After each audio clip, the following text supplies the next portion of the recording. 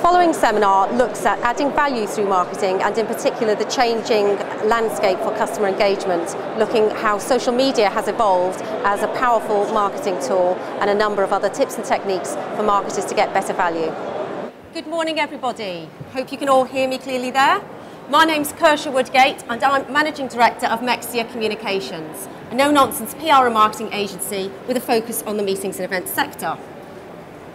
When I was asked to talk at Confex again this year about marketing and marketing on a shoestring type concepts, I did scratch my head slightly and think, gosh, I do hope I can come up with something fresh and innovative, because I think this is the third or fourth one I've been asked to do.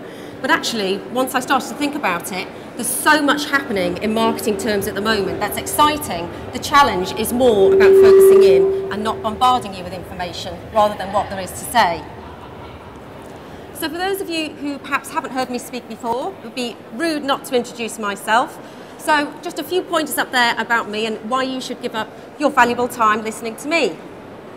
I've been involved in the communications business in one form or another for a bit of a scary amount of time now, 18 years or so, and getting a little bit too close to 2 decades for my liking. I set up Mexia in January 2006, following an extended period overseas. But I originally started off as an international trade journalist, moving into agency PR with leading agency Kaizo, and then ran an in-house marketing department across Europe for a global software firm.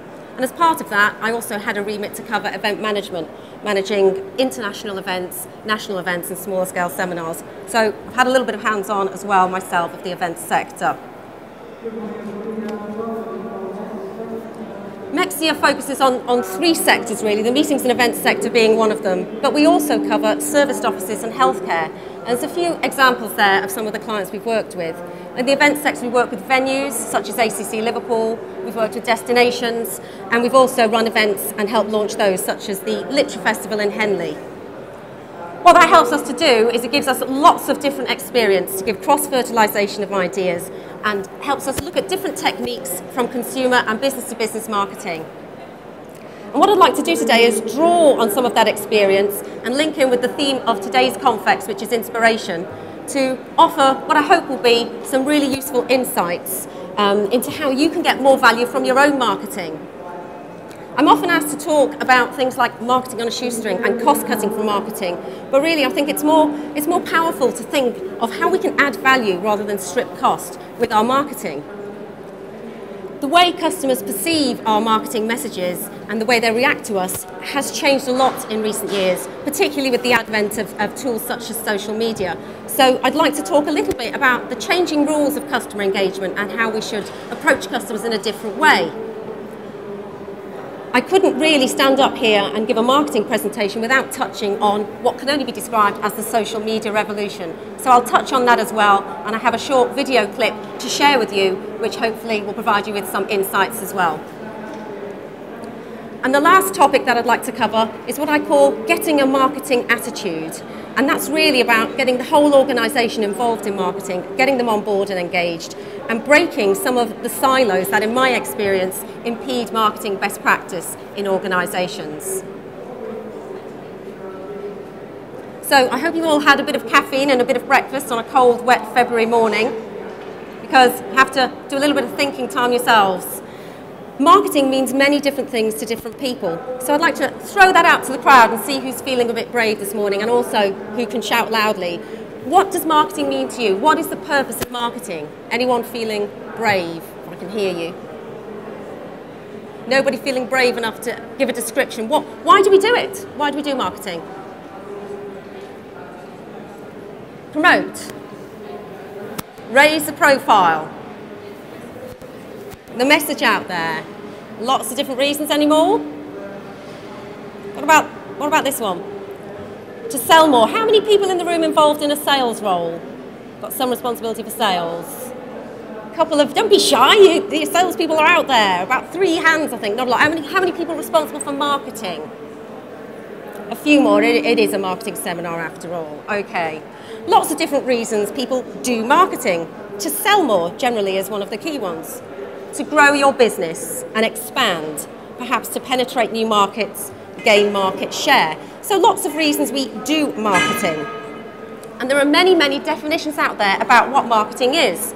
but I'd like to share with you one of my favourites from marketing guru Peter Drucker, who said that the purpose of marketing is to make selling unnecessary. Wouldn't that be wonderful? The idea being your marketing is just so good that salespeople sit back and take the orders. How fabulous would that be? So marketing can mean many different things, and I'm sure many of you are engaged in some of those activities up there, everything from advertising to brochures and websites, right through to the more strategic elements of brand building and message development. But in my experience, what most businesses are looking for is very much the bottom line and how marketing impacts on business. They're looking to generate inquiries and generate new business.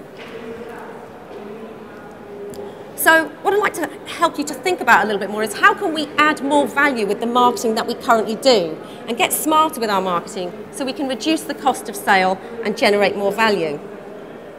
People are always looking at cutting marketing budgets, but the reality is that your sales directors, your financial directors and MDs won't really complain too much on an increased investment in marketing if they can see a genuine return from it. So let's take a step back a moment and just think what's happening in marketing terms today. The last 3 or 4 times I've done this presentation, the picture's really been quite gloomy.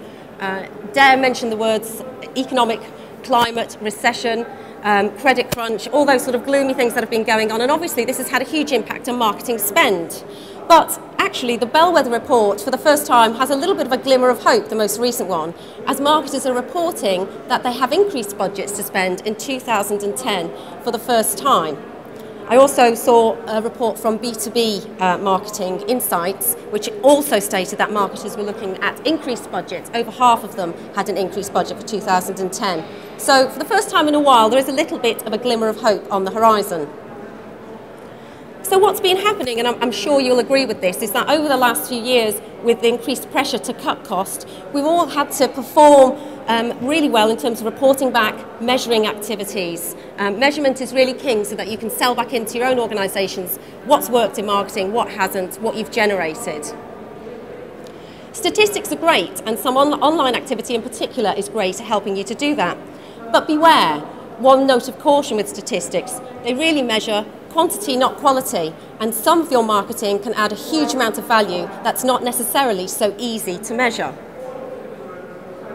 Because of this pressure, marketers have focused on short-term lead generation and promotional type activities far more than they have long-term reputation building and profile raising activities. Marketing is often seen far more as a cash drain rather than an investment in customer gain. It always amazes me how many businesses I come across that fail to sort of maximise the value that they have in their current customer base. There are lots of numbers out there, but this is an estimate that I've seen in several places, that the cost of acquiring a new customer can be 5 to 7 times as much as that of retaining a profitable relationship with an existing one. And yet often marketers are under such pressure to demonstrate a direct and immediate return on their activity that they'll focus on acquiring the new customer with lead generation activities.